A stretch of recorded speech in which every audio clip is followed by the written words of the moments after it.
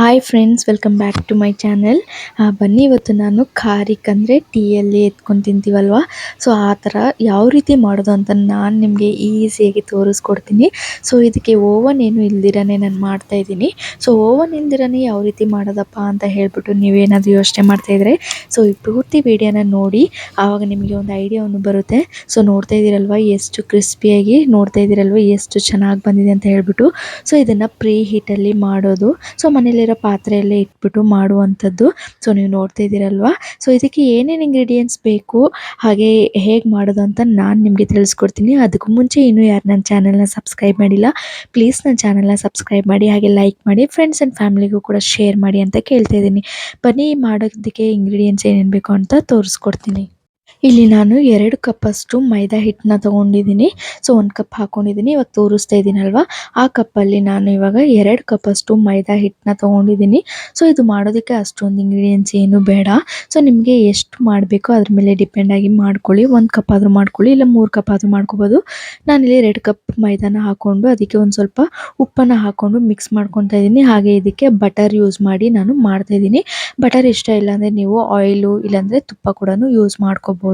ಈಗ ಇದಕ್ಕೆ ನಾನು ಒಂದು ಸ್ವಲ್ಪನೇ ನೀರು ಹಾಕ್ಕೊಂಡು ಚಪಾತಿ ಹಿಟ್ಟಿನ ಹದಕ್ಕೆ ನಾನು ಇದನ್ನು ಮಿಕ್ಸ್ನ ಮಾಡ್ಕೋತಾ ಇದ್ದೀನಿ. ಸೊ ಕ್ಲೀನಾಗಿ ಎಲ್ಲವೂ ಹೊಂದ್ಕೊಳ್ಳೋ ರೀತಿಯಾಗಿ ಮಿಕ್ಸ್ನ ಮಾಡ್ಕೊಳ್ಳಿ.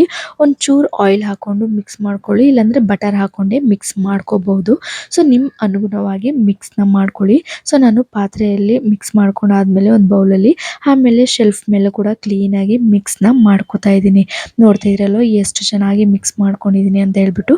ಸೊ ಮಿಕ್ಸ್ ಮಾಡ್ಕೊಂಡಾದ್ಮೇಲೆ ಅದು ಒಂದು ಅರ್ಧ ಗಂಟೆಯಿಂದ 45 ನಿಮಿಷವರೆಗೂ ನೀವು ನೆನೆಯೋದಕ್ಕೆ ಬಿಡಬೇಕು. 1 ಗಂಟೆ ಇಟ್ಟರೂ ಪರವಾಗಿಲ್ಲ, ಇನ್ನೂ ತುಂಬಾ ಚೆನ್ನಾಗಿ ಬರುತ್ತೆ. ಸೊ 45 ಮಿನಿಟ್ಸ್ ಇಲ್ಲ ಹಾಫ್ ಆನ್ ಅವರ್ ಮ್ಯಾಕ್ಸಿಮಮ್ ಇಡಬೇಕು.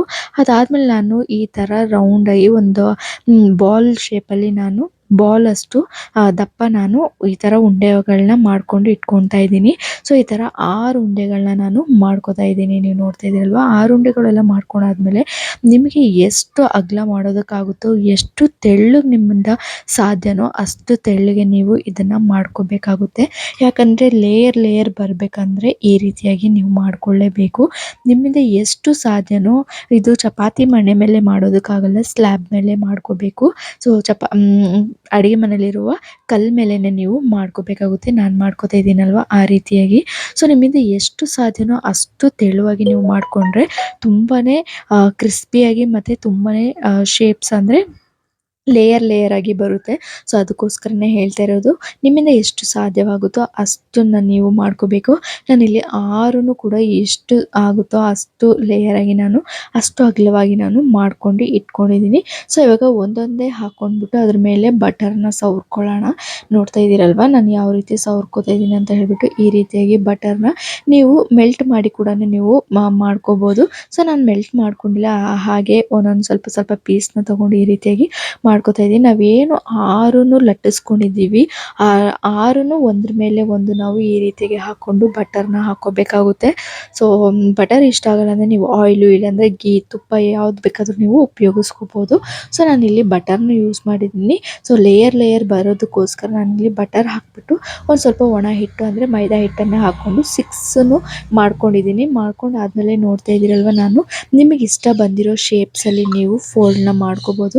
ನಾನು ಈ ರೀತಿ 2 ಶೇಪ್ ಇಲ್ಲ 3 ಶೇಪ್ ಥರ ಫೋಲ್ಡ್ ಮಾಡ್ತಾ ಇದ್ದೀನಿ. ಸೊ ಇವಾಗ ನಾನು ಸರ್ಕಲ್ ಆಗಿ ಮಾಡಿದ್ದೀನಿ. ನೋಡ್ತಾ ಇದ್ದೀರಲ್ವ, ನಿಮ್ಗೆ ಯಾವ ಥರ ಇಷ್ಟ ಆ ಶೇಪ್ಸಲ್ಲಿ ನೀವು ಮಾಡ್ಕೋಬೋದು. ಆ 6 ಒಂದ್ರ ಮೇಲೆ ಒಂದು ಹಾಕ್ಕೊಂಡು ಆದಮೇಲೆ ನಾನು ಈ ರೀತಿಯಾಗಿ ಕಟ್ ಮಾಡಿಕೊಂಡು ಇಷ್ಟೆಲ್ಲ ಮಾಡ್ಕೊಂಡಿದ್ದೀನಿ. ಈಗ ನಾನು ಫಸ್ಟೇ ಪಾತ್ರೆಗೆ ಪ್ರೀ ಹೀಟ್ ಮಾಡೋದಕ್ಕೆ ಬಿಟ್ಟಿದ್ದೆ. ಸೊ ಅಲ್ಯೂಮಿನಿಯಂ ಪಾತ್ರೆ ಇದ್ದರೆ ಒಳ್ಳೆಯದು. ಸೊ ಈ ರೀತಿ ಇಟ್ಬಿಟ್ಟು ಕೆಳಗಡೆ ಒಂದು ಸ್ವಲ್ಪ ಬಟರ್ ಹಾಕಿಬಿಟ್ಟು ನಾನು ಒಂದೊಂದಾಗಿ ಇಟ್ಕೊತಾ ಇದ್ದೀನಿ.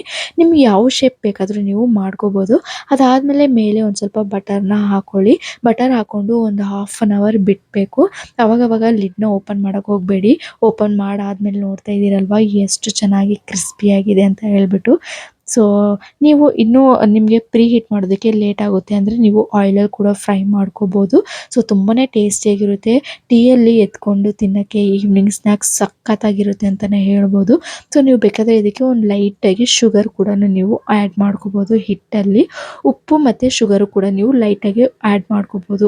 ಸೊ ಇವಾಗ ನಾನು ಸರ್ವಿಂಗ್ ಬೌಲ್ಗೆ ಸರ್ವ್ ಮಾಡ್ಕೊತಾ ಇದ್ದೀನಿ. ನೋಡ್ತಾ ಇದ್ದೀರಲ್ವ ಎಷ್ಟು ಅದ್ಭುತವಾಗಿ ಕಾಣಿಸ್ತಿದೆ ಅಂತ ಹೇಳ್ಬಿಟ್ಟು.